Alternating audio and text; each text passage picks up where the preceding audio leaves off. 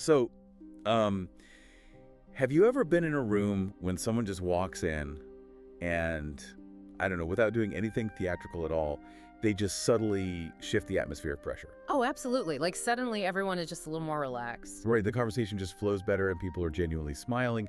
But then, you have the exact opposite. Someone walks in and they're armed with the absolute best intentions, but the air just gets inexplicably heavy.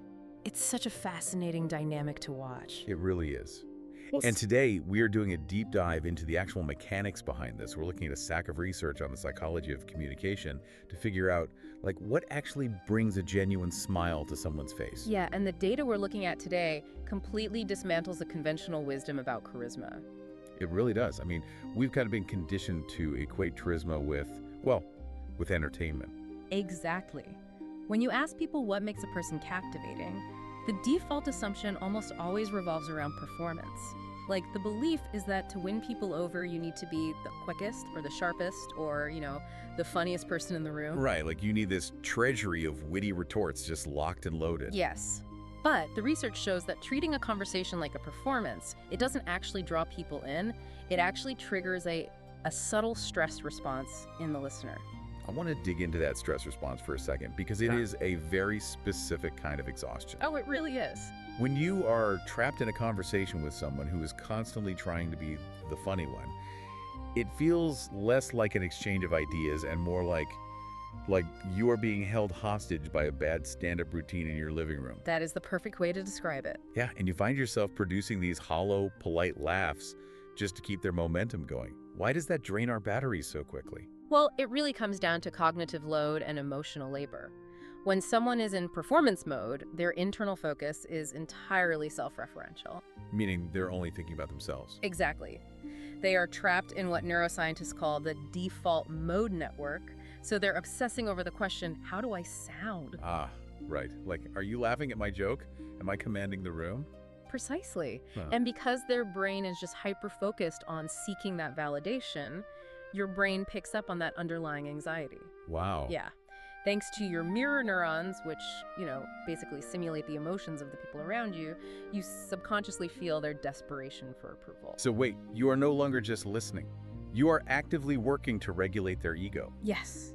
You hit the nail on the head. So the exhaustion, I feel, is actually me doing the, invisible psychological labor of keeping their self-esteem afloat. That's exactly what's happening. That makes perfect sense. So the smile I am giving them, it isn't joy at all. It is literally a pacification mechanism. Right, you're just signaling, hey, your status is safe, you can stop performing now. Wow. Okay, so if performing is out, what actually works? So, true warmth in communication, the kind that naturally elicits a real, genuine smile, requires the speaker to completely abandon that self-referential loop. Okay. The golden rule from our sources is this hard pivot in the internal monologue. You have to replace the ego-driven tone of how do I sound with a purely external focus. Which is what? It's asking, how do I make them feel? Okay, that sounds great in theory, but looking at this from a, psychological boundaries perspective, I actually have a major reservation here. Oh, sure. Let's hear it. If my primary goal in a conversation is managing your feelings and ensuring you're comfortable, doesn't that just turn me into a different kind of performer? How do you mean? Hyper-monitoring someone else's emotional state sounds a lot like fawning. It sounds like a trauma response where I'm just walking on eggshells to make sure everyone likes me. I mean, how is that not just superficial flattery? That is such a critical distinction to make, and you are totally right to separate the two. Fawning, or, superficial flattery, is still fundamentally selfish. Really? Yeah. Even when you're flattering someone else? Yes, because if you are hyper-monitoring someone because you are afraid of their reaction or because you want to manipulate them into liking you, your ultimate goal is still your own safety or your own ego. So you are still asking, how do I sound? Yeah. Just in a more submissive font. Exactly. That's a great way to put it. The shift our sources describe is not about accommodation. It is about attunement. Attunement. Okay, break that down for me. What does that actually look like? Attunement is this grounded, mindful awareness of the human being standing right in front of you. You are not twisting yourself into a pretzel to invent a compliment or to manage their mood. Right. You are simply paying close enough attention to notice something genuinely worthy of appreciation. It is stepping out of your own predictive processing, which is your assumptions about how the interaction should go, and observing the reality of the person right in front of you. Okay, so it is kind of the difference between anxiously throwing cheap confetti at someone hoping they smile versus like calmly observing them and handing them a very specific, thoughtful gift. That is a highly accurate way to frame it, yes. And the impact of that attunement is best understood when we look at environments where it is completely absent. Oh, which brings us perfectly to the modern workplace. Oh, yes. The ultimate testing ground. Right. Corporate environments are essentially massive psychological pressure cookers where people are constantly monitoring their status. So I want to look at a specific scenario from our sources. Let's do it. Imagine a colleague, we'll just call her Sarah. So Sarah just finished presenting a massive high-stakes project to the leadership team. High-stress situation. Very high stress. The data was bulletproof, the slides were great, but she was visibly terrified. Her voice was shaking, her shoulders were up to her ears, and she was clearly just flooded with adrenaline. A classic fight or flight response. Right. I mean, standing alone in front of a group of peers who are evaluating you, that triggers some very ancient, very primal evolutionary alarms. Right, about tribal belonging and potential exile. Exactly. So the presentation ends, she sits down, and a well-meaning colleague leans over and says, "Great job, Sarah, you survived. Your hands were shaking a bit there, but the data was solid." Oh, wow. Okay, let's analyze the neurology of why that comment, despite being framed as support, is actually destructive. Right, because it is technically honest. I mean, her hands were shaking and the data was solid. It is honest, but it is a total amygdala hijack. How so? When the colleague says, "You survived," and points out the shaking hands, they are highlighting her physiological vulnerability. Oh, I see. Yeah, in a tribal setting, which the mammalian brain still completely believes the office is highlighting a physical tremor is pointing out a weakness. It immediately spikes Sarah's cortisol. So the colleague is using the guise of relief to assert like a subtle form of dominance. Yes. They are essentially saying, "I am observant enough to notice your fear and safe enough to comment on it." Oh man, it forces her right back into a defensive posture. She has to smile politely, but internally she's probably cringing, realizing everyone saw her panic. Exactly. It's a comment driven entirely by the speaker's ego masquerading as empathy. So let's look at the alternative. Okay. The other-centric colleague approaches Sarah. They lower their volume a bit, they slow their speaking pace, and they say, "Sarah, I loved how clearly you explained that third slide. You can tell how much preparation went into this. You should be really proud." Notice what is conspicuously missing from that response. Right. There is zero mention of her biological stress response. None at all. It doesn't pretend she didn't just run a gauntlet, but it focuses entirely on her agency and her effort. And this is where we see the mechanics of attunement in action. By highlighting the preparation for the third slide, you are validating her invisible labor. Yeah, you're making her feel seen for her competence, not exposed for her anxiety. Exactly. And because of that sincere appreciation, she doesn't feel the need to defend herself. You have basically given her brain permission to process the event as a victory. Which naturally elicits a genuine smile. Right, because she feels truly appreciated rather than judged. Now, the sources also emphasize how that message is delivered, which I find fascinating from a biological standpoint. Yes, the delivery is crucial. The pacing and the tone seem just as important as the vocabulary. Yeah. Like, if you rush up to Sarah and yell that exact same supportive sentence at a super high pitch, it probably still startles her. Oh, definitely. But slowing down, dropping the pitch of your voice, utilizing a strategic pause, what is actually happening in the listener's body when we do that? You are actively engaging their vagus nerve. The vagus nerve. Yeah. The vagus nerve is the superhighway of the parasympathetic nervous system. That's the system that controls our ability to rest and digest. So when someone is in a heightened state of arousal, like Sarah was, their neuroception, which is their subconscious threat detection system, is frantically scanning the environment for danger. So fast, high-pitched, unpredictable speech that just signals a chaotic environment to her brain. Exactly. Whereas slow, rhythmic, lower-pitched speech, that signals safety.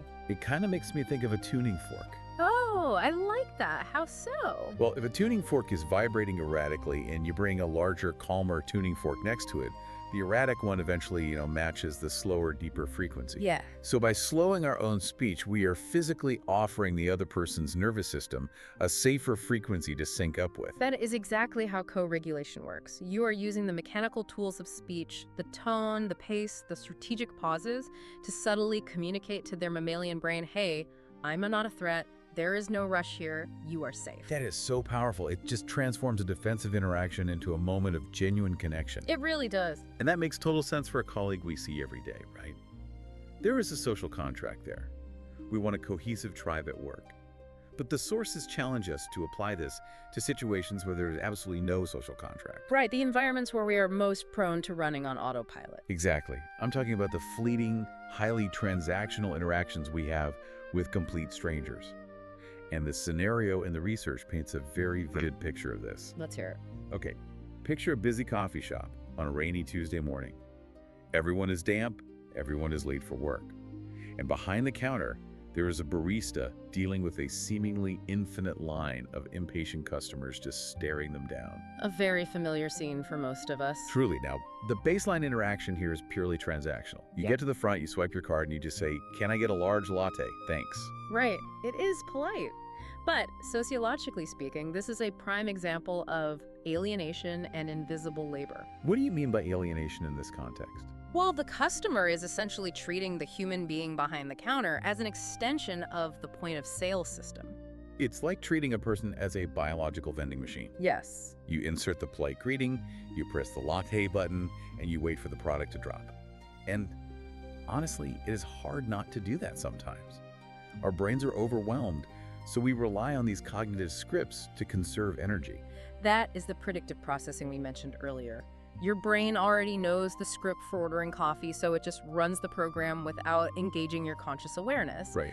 And the barista's brain is doing the exact same thing just to survive the rush. They are in pure survival mode, shrinking their world down to the next 10 seconds, the next cup, the next card swipe. So how do we break that loop? The sources suggest a very deliberate empathetic shift here. They do. When you step up to the counter, before you just bark your order, you implement a full cognitive stop. You make actual eye contact. You smile and you say, "Wow, you are handling this rush like a superhero today. When things quiet down, I hope you get a well-deserved break.